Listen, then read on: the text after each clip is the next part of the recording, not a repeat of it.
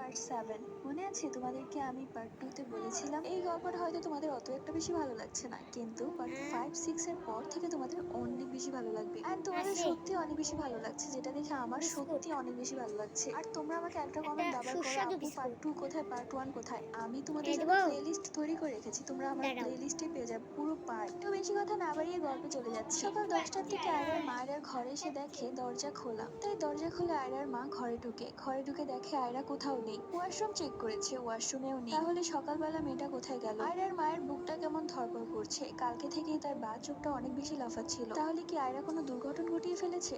বাবা মায়ের মান সম্মানের দিকে একবারও তাকায়নি। তখন আয়রার মা কোনো উপায় না পেয়ে আয়রার বাবাকে জানায় এবং কান্নাকাটি শুরু করে দেয়। বলে, তুমি যেভাবে পারো আমার মেয়েকে নিয়ে এসো। আয়রার বাবার এমনি হাই প্রেশার, তার মধ্যে মেয়ে যদি কোনো অঘটন ঘটিয়ে ফেলে তাহলে সে মুখ দেখাতে পারবে না কাউকে। এমনও হতে পারে সে হার্ট অ্যাটাক করে মারাই যাবে। আয়রার বাবা মা আয়রাকে অনবরত কল দিয়ে যাচ্ছে, ফোন বন্ধ। তখন আয়রার বাবা আয়রার মাকে ধমক দিয়ে বলে, তোমার কারণে আজকে মেয়ের এই অবস্থা। তুমি যদি ওকে চোখে চোখে রাখতে তাহলে এরকমটা করতে পারতো না। তুমি সারাদিন কি করো ঘরে বসে, মেয়েকে একটু দেখতে পারো না? তখন আয়রার মা খুব কান্নাকাটি করে এবং বলে, না, আমি আর কিচ্ছুটি চাই না, তুমি আমার মেয়েকে যেভাবেই পারো এনে দাও। আয়রার বাবা একমাত্র মেয়ের কথা ভেবে হলেও অবশেষে না পারতে থানায় যায় এবং সেখানে আয়রার ব্যাপারে সবকিছু বলে আসে। কিন্তু পুলিশ আর সবাই বলে, যেহেতু আপনার মেয়ে একটা ছেলের সাথে সম্পর্কে জড়িয়েছে তাহলে সেই ছেলেটার সাথেই পালিয়েছে, আপনার মেয়ে ভালো না। এইসব কথা শুনে আয়রার বাবার ইচ্ছে করছিল মরে যেতে। এত অপমানিত সে কখনোই হয়নি, আয়রার কারণে হতে হচ্ছে। আয়রার বাবা আর কোনো উপায় না পেয়ে বাড়িতে চলে আসে এবং বাড়িতে এসে হাউমাউ করে কাঁদতে থাকে আর আয়রাকে ফোন দিতে থাকে। আয়রার বাবা ছোট থেকে আয়রাকে খুব আদরে বড় করেছে, কিন্তু আয়রা যে কখনো এরকম একটা কাজ করতে পারে সে কখনোই ভাবতে পারেনি। আসলে আয়রা কোথায় আছে তা জানার জন্য আমাদের যেতে হবে ফ্ল্যাশব্যাকে। গতকাল রাত 11টার দিকে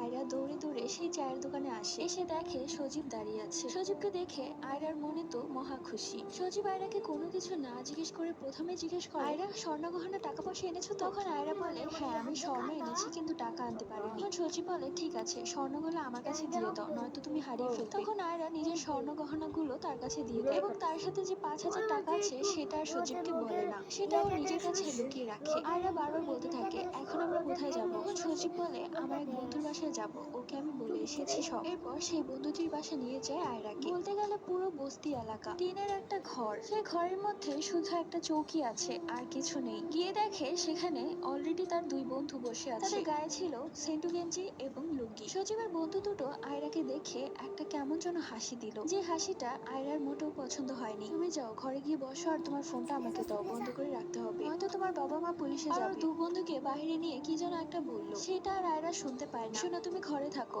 আমি এই গহনাগুলো বিক্রি করতে যাচ্ছি, আমার বন্ধুরা আছে, কোনো দরকার লাগলে ওদেরকে বলো। পরবর্তী গল্প।